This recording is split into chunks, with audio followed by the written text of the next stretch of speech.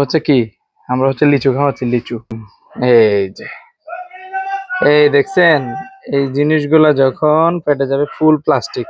আসসালামু আলাইকুম। আপনারা বাচ্চাকে অনেক সময় হচ্ছে এই ধরনের জিনিসগুলা দিয়ে থাকেন।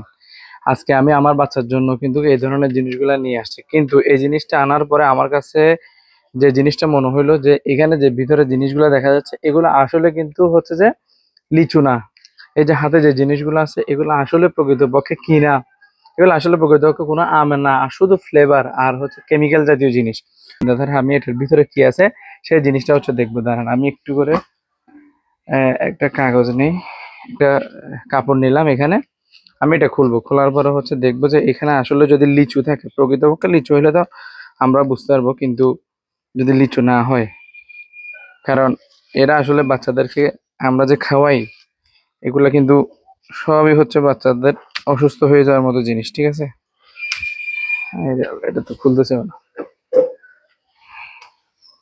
এই যে এখানে হচ্ছে আমি একটু করে কাটে দিব। আমরা যে নিজেরা যে নিজেদের বাচ্চাদেরকে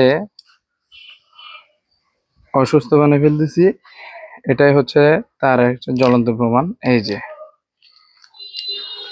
দেখেন, এই যে এটা হচ্ছে কি আমরা হচ্ছে লিচু খাওয়াচ্ছি, লিচু। এই যে লিচুর যে কেমিক্যাল পানি দেওয়া সেগুলো হচ্ছে সব, ঠিক আছে।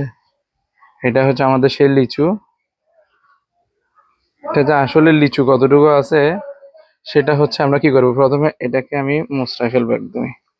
এই যে লিচুর যে কেমিক্যাল পানি দেওয়া সেগুলো হচ্ছে সব বের করে ফেলতেছি আমি।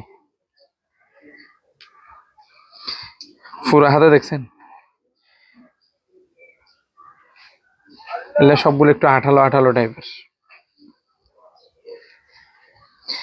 সোনামণিকে যখন খাওয়াচ্ছেন, বয়স হয় না 6 মাস, মজা কিনে দিবে, মজা মজা। আমার মেয়ে বলে যে মজা খাবো মজা খাবো, কিন্তু জিনিসটা আসলে কি খাওয়াচ্ছি